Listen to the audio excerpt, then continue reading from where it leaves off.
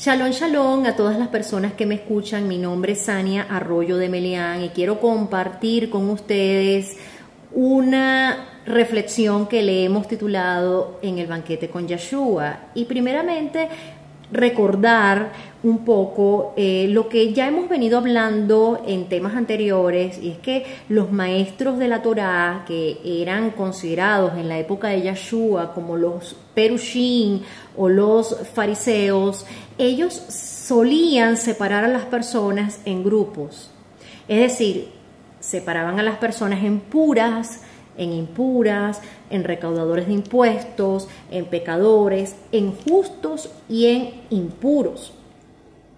Quienes se consideraban puros y justos no solían mezclarse con los impuros o con los pecadores porque eran considerados impíos que no tenían acceso o no podían tener acceso a conocer las enseñanzas de la Torá. Por lo tanto, eran despreciados por considerarse inmundos, impuros o impíos. En Lucas 14, del 15 al 24, vamos a leer una historia muy hermosa. Más que una historia, es una parábola, es una historia comparativa, así que vamos a leer rápidamente. Dice: al oír esto, uno de los que estaban sentados con él a la mesa le dijo: feliz el que coma pan en el reino de Elohim. Pero él le dijo: un hombre hizo un gran banquete e invitó a muchos. Hay otra versión que dice que un hombre rico, un hombre adinerado, hizo un gran banquete. Definitivamente, para poder hacer un gran banquete y poder invitar a muchos, tenía que ser una persona que tuviera recursos económicos. Y a la hora del banquete envió a su siervo para decirle a los invitados: vengan porque ya está preparado. Pero todos por igual comenzaron a disculparse. El primero le dijo: he comprado un campo y necesito ir a verlo, te ruego que me disculpes. El otro dijo: he comprado 5 yuntas de bueyes y voy a probarlos, te ruego que me disculpes. Y otro dijo: acabo de casarme y por eso no puedo ir. Cuando volvió el siervo le hizo saber estas cosas a su amo. Entonces el dueño de casa se enfureció y le dijo a su siervo: ve pronto a las plazas y a las calles de la ciudad y trae acá a los pobres, a los mancos, a los ciegos y a los cojos. Hay otras versiones que dicen: trae al pobre, al desfigurado, al ciego y al tullido. Luego dijo el siervo: amo, se ha hecho lo que usted mandó y todavía queda lugar. El amo le dijo al siervo: ve por los caminos y por los callejones e insísteles hasta que entren para que se llene mi casa. Pues les digo que ninguna de aquellas personas que invité probará mi cena. Y es que difícilmente un pobre, desfigurado, un ciego, un tullido, lo iban a invitar a la casa de un líder religioso judío porque eran considerados inmundos e impuros. Pero Yeshua, que era experto en destrozar todo el sistema de creencias religioso, él hace todo lo contrario. Más bien, él invita al pobre, al desfigurado, al ciego y al tullido a un banquete y no conforme con eso les dice: cuán bendecido serás o feliz, porque ellos no tienen con qué pagarte y a ti te será pagado en la resurrección de los justificados. Los maestros de la Torá y los escribas jamás iban a aprobar que Yeshua se sentara con pecadores, con enfermos, con recaudadores de impuestos o personas que eran consideradas impuras. Más bien, murmuraban, criticaban, porque Yeshua presentaba el contexto hasta con un tono de celebración, con un tono de gracia, de festejo, donde un hombre muy adinerado, por cierto, presenta un banquete invitando a mucha gente, y como no fueron los que estaban esperando, entonces invitaron a los que estaban considerados como impíos y como inmundos. Y para esa época, presentar una parábola o una historia comparativa de esta forma era como una burla, más bien para las tradiciones y el contexto en el cual se manejaba. Dice las Escrituras en Lucas 7:34 que el Ben Hadán ha venido comiendo pan y bebiendo vino. Y ustedes dicen, ajá, un glotón, un borracho, amigos de los cobradores de impuestos y de los pecadores. Porque los líderes religiosos consideraban a Yeshua como un glotón, como un borracho, como amigo de cobradores de impuestos y de pecadores.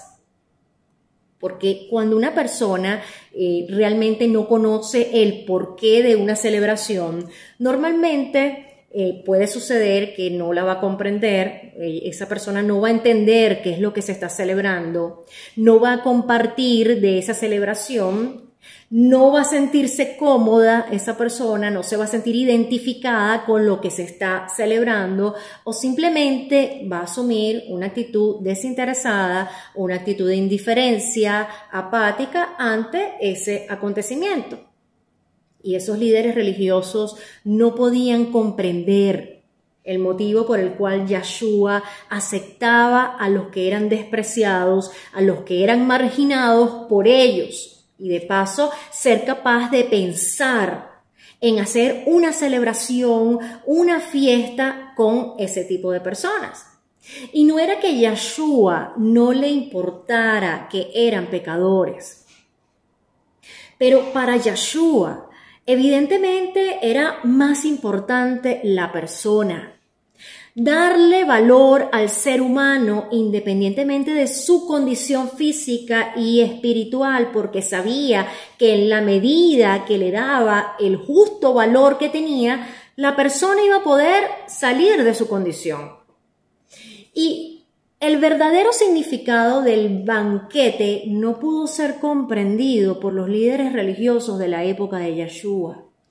Y tampoco la idea de que un hombre rico hiciera tal acontecimiento. Estamos hablando de un hombre que tenía las posibilidades económicas para atender a una gran cantidad de personas. Yahweh, siendo el dueño del oro y de la plata, dio un banquete, invitando a mucha gente porque siempre ha sido su intención compartir con nosotros su inmensurable amor, su infinita riqueza para hacernos partícipes de su reino. Y como muchos no comprendieron, entonces como un coro de excusas empezaron a decir, dicen las Escrituras que el primero dijo que acababa de comprar un campo, necesitaba verlo, que por favor le disculpen. Y la pregunta que uno se hace es, ¿será que ese hombre no podía ir primero al banquete y luego ir a ver el campo que había comprado? Otra persona dijo, acabo de comprar 5 yuntas de bueyes y estoy en camino a probarlas, así que por favor acepta mis disculpas. La pregunta es, ¿ese hombre no podía haber ido primero al banquete y después ir a probar las yuntas para los bueyes? Y un tercer hombre dijo, acabo de contraer matrimonio, así que no puedo ir. Yo creo que este fue como más contundente. Y este hombre que fue tan directo, uno se pregunta, ¿acaso él no podía haber ido a este banquete con su esposa? Si acababa de casarse, ¿por qué no podía traer a su esposa a esta invitación? Al fin y al cabo era un banquete. Porque ellos realmente no lograron comprender no solamente el significado de la fiesta, sino el nivel en el cual se iba a manejar la fiesta. Porque si Yeshua hizo hincapié en que era un hombre rico quien estaba haciendo la invitación, era porque él pretendía que eso quedara plasmado para la historia y que no sería cualquier invitación, sino que sería la invitación a la cual todos quisiéramos ir. Entonces, Cuando el siervo regresa dándole el reporte a su amo, no solamente el amo se enfureció, sino que mandó a llamar al pobre, al desfigurado, al ciego, al tullido y aún llamando a los impuros. Todavía sobraba lugar. Por lo tanto, el amo le dijo al siervo: ve a los caminos de los campos y a los muros de la ciudad, e insistentemente convence a la gente para que venga, para que mi casa esté llena, porque ni uno de los que fueron invitados probará mi banquete.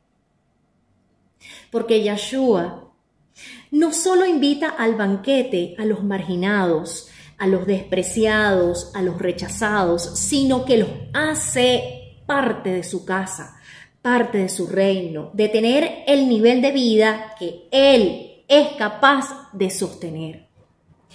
El pobre, el desfigurado, el ciego, el tullido eran los invitados VIP de Yahweh, lo que terminaban teniendo los mejores asientos, las mejores comidas, los mejores vestidos, porque este grupo por los cuales se hacía el banquete eran aquellos por el que se hace la fiesta, cuya presencia resulta fundamental para poder elaborar ese acontecimiento. Porque las fiestas de Yeshua eran una proyección en la tierra de las fiestas del reino de Yahweh, por los perdidos que son hallados y que son bienvenidos al reino, bienvenidos a la casa de Elohim. Porque un judío promedio entiende que todos los pecadores podemos tener acceso a Yahweh. Lo que ellos no han podido comprender es la participación activa de Yahweh en traer su reino a través de Yeshua, porque socialmente lo que se esperaba era que un pecador por iniciativa propia hiciera teshuvá para volver a Yeshua, para volver a Yahweh, pero Yeshua presenta algo más profundo, donde el mismo Yahweh buscaría al pecador perdido activamente para proponerle un nuevo nacimiento de lo alto. Es decir, el mismo Yahweh busca a la oveja perdida, a la moneda perdida, al hijo perdido, con el anhelo de que se arrepienta, de que nazca de nuevo de lo alto y que de esa forma regrese a casa. Yeshua demuestra su interés por las personas que tienen mala reputación, por las personas que son mal vistas, por las personas que han sido despreciadas por los demás. Esos son los importantes para Yeshua. A diferencia de los perushim o de los fariseos, quienes pensaban que por estar sentado al lado de un pecador iban a perder toda la autoridad, todo el status quo, mientras que para Yeshua eso no era ningún inconveniente. La pregunta es: ¿a quiénes llama Yeshua hoy? ¿Te diría a ti Yeshua: sígueme? ¿Te llamaría Yeshua para ser parte de su equipo de estudiantes, de talmidín, de discípulos? ¿Estarías dispuesto a comer con los pecadores, con los enfermos, con las prostitutas? ¿Te sientes parte del equipo de Yeshua? Las enseñanzas de Yeshua son una referencia de cómo debe ser nuestra emuná, nuestra fe, confianza y obediencia y nuestra manera de ser. Yeshua comió con los pecadores como un símbolo de comunión mutua para presentarles el reino de Yahweh y que sean partícipes de ese gran banquete y de esta forma poder mostrarles un cambio total, absoluto y radical de vida, es decir, un nuevo nacimiento de lo alto. Shalom, Urahot, paz y bendiciones para todos.